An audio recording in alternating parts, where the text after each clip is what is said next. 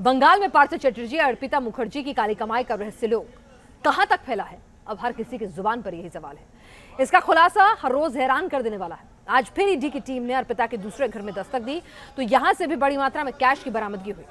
Cash पर cash मिलता रहा और सवालों की लिस्ट भी लंबी होती जा रही है। आखिर इतना पैसा आया कहां से और कहां खपाना था? उधर अर्पिता ने पहली बार ऐसा बयान दिया जिससे ममता के मंत्री की मुश्किलें बढ़ जाएंगी।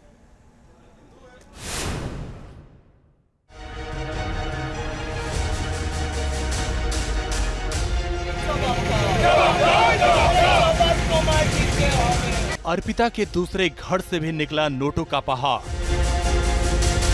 कोलकाता के बाद नॉर्थ 24 परगना वाले घर में छापेमारी। अर्पिता ने खोला राज, पार्थ ने मेरे घर को बनाया मिनी बैंक।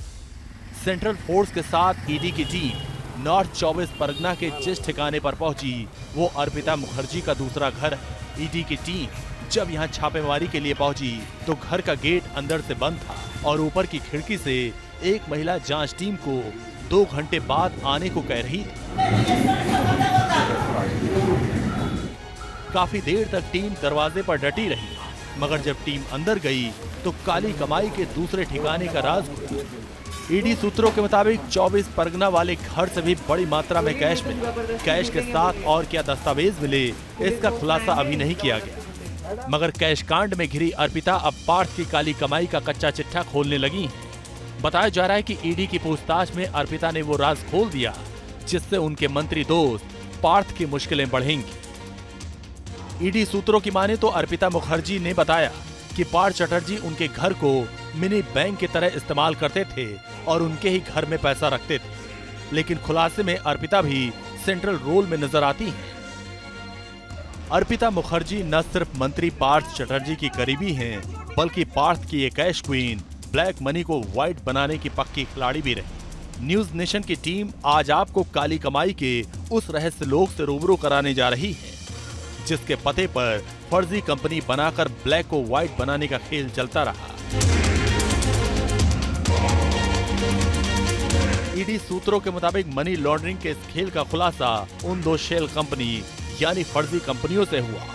इसमें एक और नाम सामने आया और वो है इन फर्जी कंपनियों में सेकंड डायरेक्टर कल्याण धर। कल्याण धर अभी अंडरग्राउंड है, मगर पहले ये जान लीजिए अर्पिता के शेल कंपनियों के नाम और पता, जिसे मिनी बैंक के तौर पर ब्लैक से व्हाइट का खेल चलाया जा रहा था। दक्षिणी कोलकाता का ये वही डायमंड सिटी साउथ अपार्टमेंट है। इसी सोसाइटी के फर्स्ट फ्लोर पर अर्पिता रहती हैं और यहीं से नोटों का पहाड़ मिला। आपको बता दें कि इसी घर के एड्रेस पर ये डायमंड सिटी साउथ कॉम्प्लेक्स है, दक्षिण कोलकाता का एक बड़ा सा कॉम्प्लेक्स, और इत्तेफाक से यहीं से अर्पिता मुखर्जी को भी गिरफ्तार किया गया था और संतरी engineering private limited tower 2 flat number 1A में के एड्रेस में दर्ज किया हुआ है और ये वही एड्रेस है जहां अर्पिता मुखर्जी खुद रहा करती थी।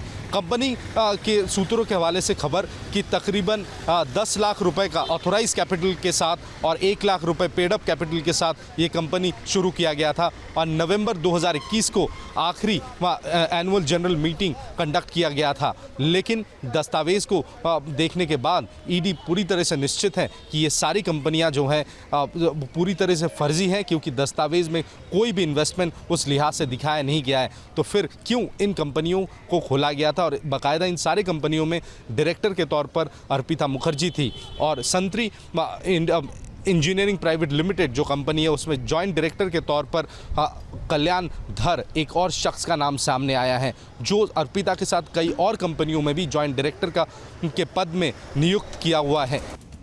कोलकाता के राजडांगा मेन रोड पर यह अर्पिता मुखर्जी की मां का घर है। कुछ साल पहले तक अर्पिता यहीं रहती थीं, बाद में फ्लैट में शिफ्ट हो गईं।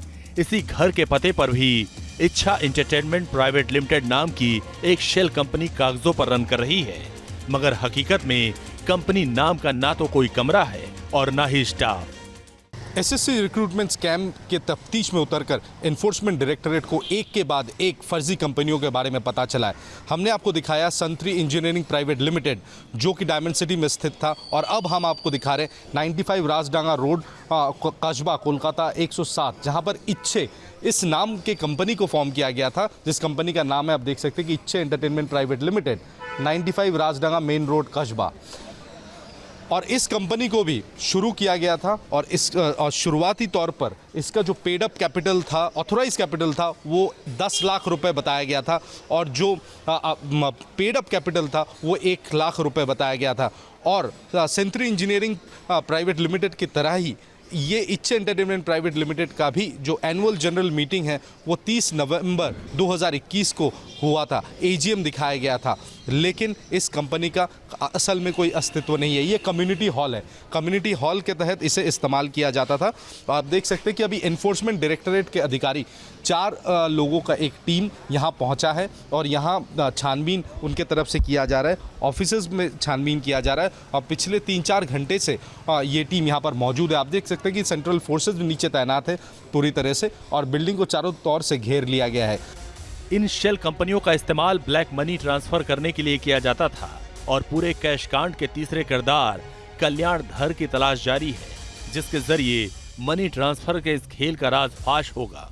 इधर अर्पिता मुखर्जी कल्याण धर की कुंडली खुली, तो उधर पार्थ चटर्जी के बाद ममता सरकार के 5 मंत्री विधायक तक जांच की आंच पहुंच गई।